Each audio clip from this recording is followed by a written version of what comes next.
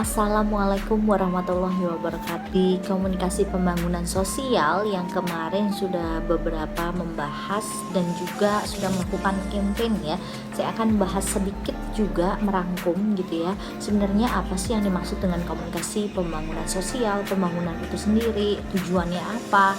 Terus kalian itu di sini sebagai apa? Akan saya bahas. Pembangunan di sini itu adalah perubahan yang berguna menuju suatu sistem sosial dan ekonomi yang diputuskan sebagai kehendak suatu bangsa, di mana kita adalah di sini bangsa Indonesia.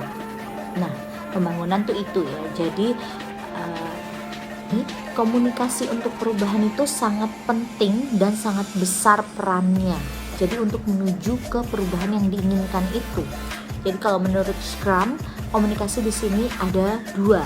Yang pertama itu untuk menyampaikan informasi sebagai yang dibutuhkan masyarakat, dan yang kedua itu untuk pendidikan atau belajar di luar sekolah.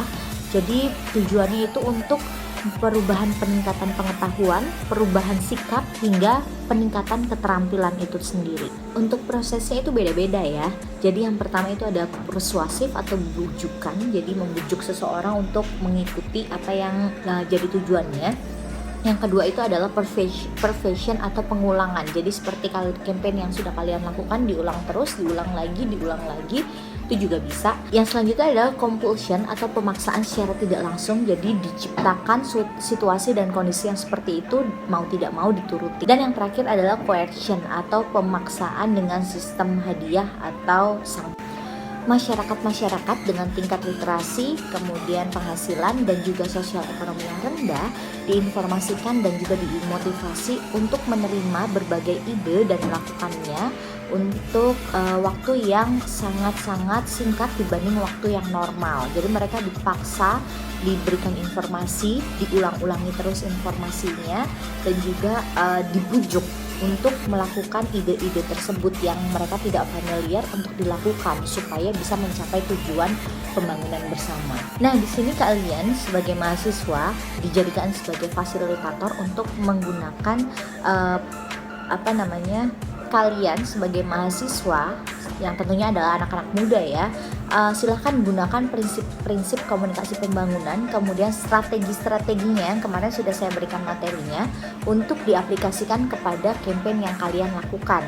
Di sini mahasiswa kalian pengen jadi apa, itu kemarin sudah kita bahas juga menurut Pak Presiden ya, ada 5 ya, mau jadi pengusaha atau yang content creator atau yang mahasiswa biasa-biasa aja, tapi silahkan lakukan itu campaignnya ya, sesuai dengan passion kalian. Anak-anak muda mahasiswa dituntut untuk menjadi fasilitator. Saya tuntut untuk menjadi fasilitator di komunikasi pembangunan ini, yang mana fasilitator ini juga punya kriteria khusus untuk menyampaikan gagasan yang pengen kalian sampaikan kepada orang-orang yang tadi itu ya, yang sama-sama untuk bertujuan membangun bangsa kita. Jadi nanti kalian mahasiswa, anak muda yang sekarang adalah fasilitator, silakan memperhatikan kemampuan berkomunikasi kalian. Kalian akan menyampaikan tujuan kalian di dalam komunikasi pembangunan ini yang temanya adalah COVID-19 itu seperti apa. Sikap fasilitator kalian yang harus dekat misalnya sama penerima manfaat, penguasaan pengetahuan tentang COVID-19 ini karena tema kita adalah COVID. Dan yang terakhir, karakteristik sosial budaya, di mana biasanya kalau sosial budaya sama nih akan lebih gampang nih untuk menyampaikan apa yang pengen kalian sampaikan. Jadi nanti kalian akan mengalami 3 tahap ya sebagai fasilitator. Yang pertama itu adalah pencairan diri dengan masyarakat penerima manfaatnya gitu. Yang kedua adalah menggerakkan masyarakat untuk melakukan perubahan. Misalnya yang tadinya nggak mau di rumah aja, tetap keluar-keluar nongkrong, mereka jadi tetap di rumah aja. Pemantapan hubungan dengan masyarakat penerima manfaat. Jadi misalnya ada chemistry atau ada pendekatan yang dilakukan kepada masyarakat penerima manfaatnya. Iya, segitu dulu untuk review dari yang pertama sampai kita ke fasilitator. Nanti akan ada sambungannya lagi mengenai penerima manfaat, difusi inovasi, dan yang lain-lainnya.